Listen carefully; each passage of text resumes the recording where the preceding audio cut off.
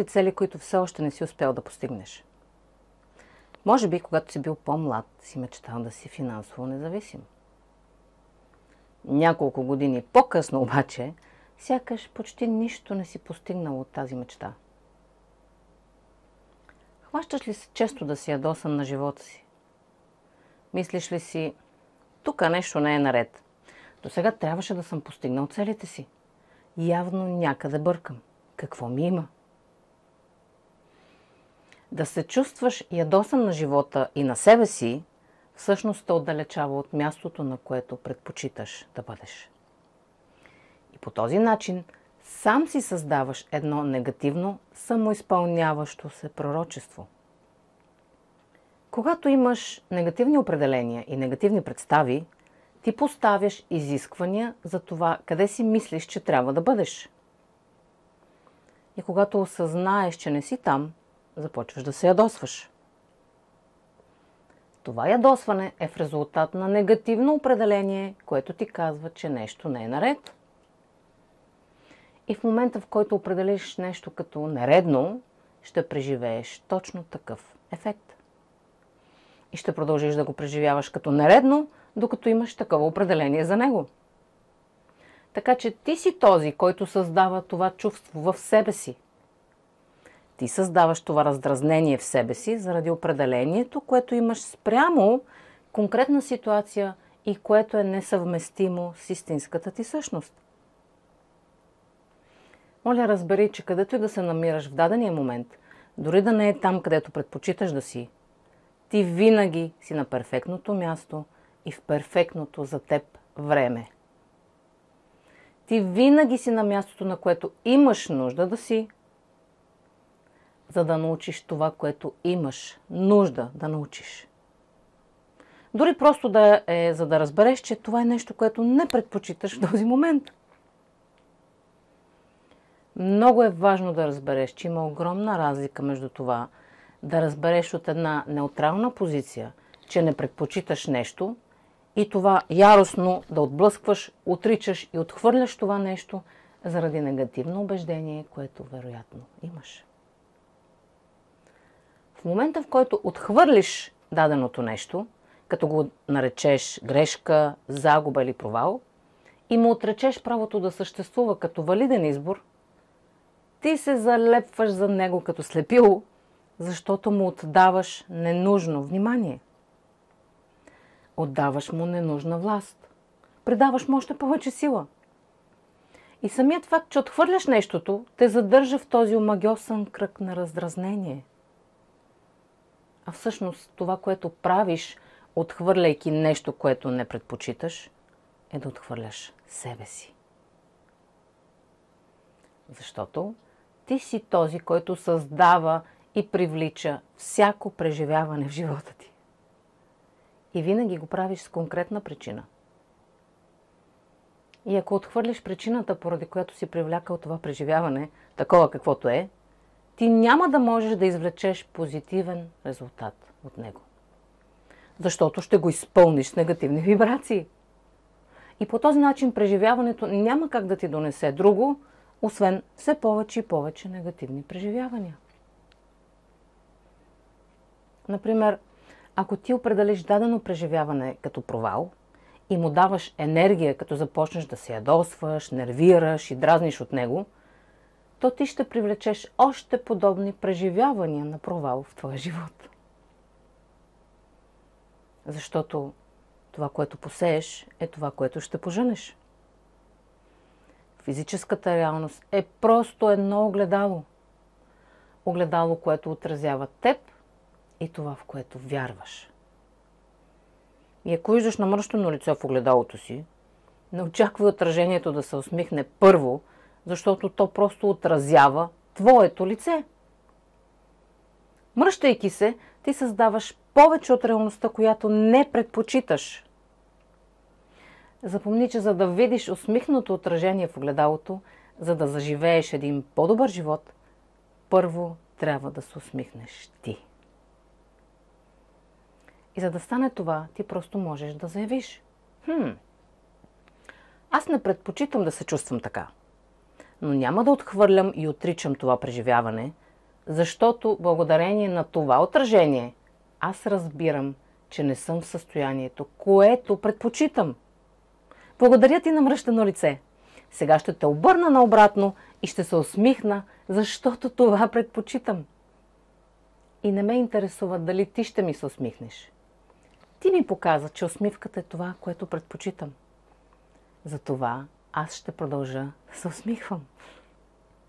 Йо, каква изненада! Отражението в огледалото ще ти се усмихне в отговор. Защото то няма друг избор, освен да отрази това, което вече си решил. Да се усмихваш на всичко, което се случва около теб, защото знаеш, че само така то ще ти послужи по позитивен начин. Защото ти решаваш да е така. Затова, ако ще искаш нещо, искай от себе си да приемаш всяко преживяване в живота си, защото вече знаеш, че то може да ти послужи както по позитивен, така и по негативен начин. От теб зависи, от значението, което ти ще му дадеш, защото по своята природа всяко обстоятелство е неутрално. Как би предпочел да ти послужи? По негативен или по позитивен начин? Вземи решение и заяви пред себе си, че вече ще слагаш позитивно значение на всяка ситуация. Без значение как и от кой първоначално е създадена. Без значение как ти изглежда. Слагайки позитивно значение е сигурен начин да извлечеш позитивен ефект от нея, без да отхвърляш това, което не предпочиташ. Ето един конкретен пример за това. Това е истинска история, случила се на приятеля на мой познат. Страстта на този приятел била музиката. Толкова голяма страст изпитвал, че слушал музика по цял ден. Едно от най-любимите му занимания било да слуша музика в колата си, докато кара искрата. В един момент изпитал силно въодушевление да си купи определен музикален плеер за колата, защото той имал най-доброто качество на звука. Той обаче нямал нужната сума за да го купи и не се сещал за никакъв друг начин да го има. Следвайки формулата на Башар, да действа спрямо най-голямото си вдъхновение по най-добрия начин, на който бил способен, той си купил следващия най-добър плеер, който можел да си позволи. Въпреки че не могъл да си вземе моделът, който първоначално искал, закупуването на този по-евтин плеер представлявало неговото най-голямо вдъхновение, спрямо което той могъл да предприеме действие. И така, той купил и монтирал новия плеер в колата си.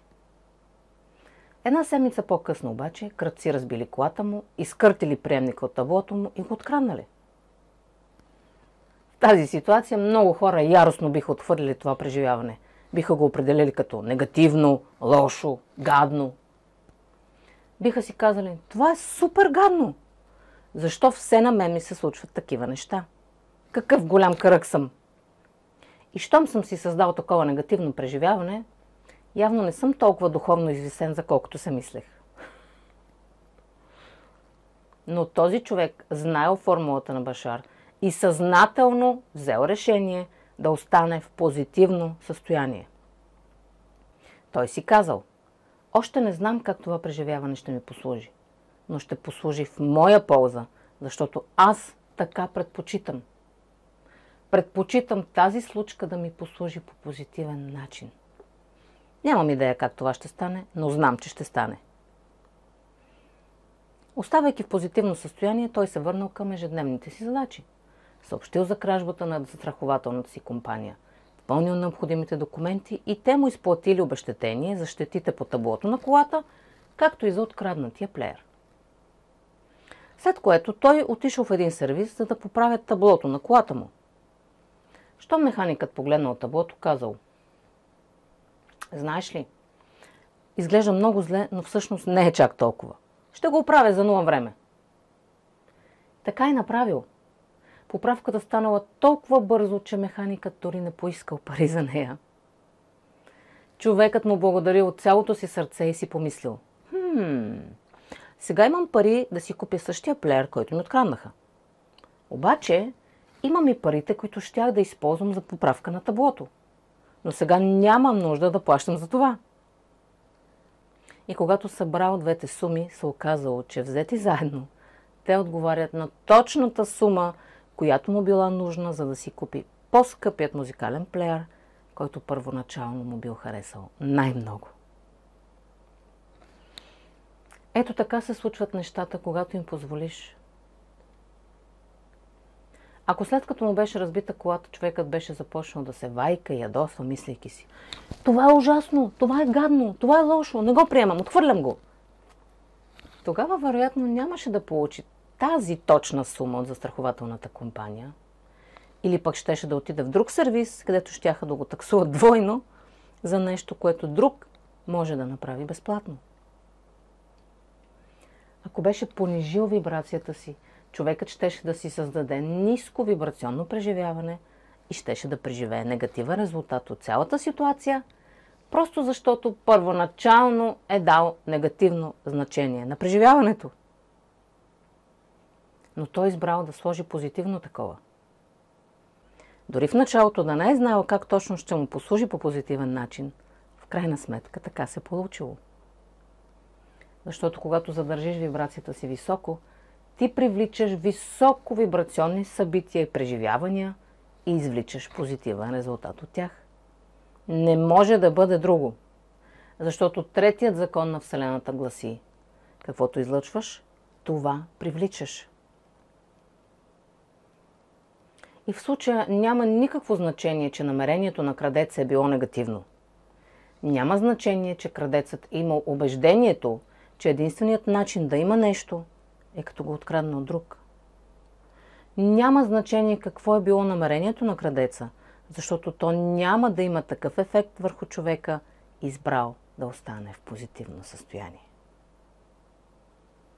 Затова запомни, че дори някой да има негативни намерения спрямо теб и да иска да ти навреди по някакъв начин, ако ти останеш в позитивно състояние, никой няма способност да повлияе на твоята реалност. Никой. Никой. Потвърждавам го чрез своя опит. Човек, който иска да те нарани, може да повлияе на реалността ти само ако ти реагираш негативно и понижиш вибрацията си до неговото ниво. Не забравяй това. И когато следващия път ти се случи нещо лошо, съзнателно избери да му дадеш позитивно значение. Дори да не знаеш как и защо. Кажи си: всичко се случва с причина. Няма случайни неща. И дори на повърхността да изглежда лошо, знам, че това преживяване е тук, за да ми послужи. То е тук, за да ми помогне. За да науча нещо ново, което иначе не бих научил. И дори да изглежда неприятно, аз оценявам ролята му на учител в моя живот и съм благодарен, че го има. След това продължи с ежедневието си, без очаквания или каквито и да е настоявания за конкретен резултат. Просто бъди с отворено съзнание. И докато държиш ума си в позитивно състояние, реалността няма друг избор, освен да отрази към теб позитивен резултат. Това е просто физика. Много ще се радвам да ми споделиш в коментар своята опитност спрямо тази гледна точка. Ако информацията тук ти допада, абонирай се за канала и натисни камбанката. Така ще получиш известие веднага, когато кача ново видео. Знаеш ли, че само с един палец, коментар и споделяне на видеото в социалните мрежи помагаш на информацията да достига до повече хора и вибрационното ни семейство да се разраства? Благодаря ти от цялото си сърце. И ако имаш нужда от допълнително разяснение или помощ с прилагането на тази информация, свържи се с мен и ще се радвам да ти помогна. До скоро!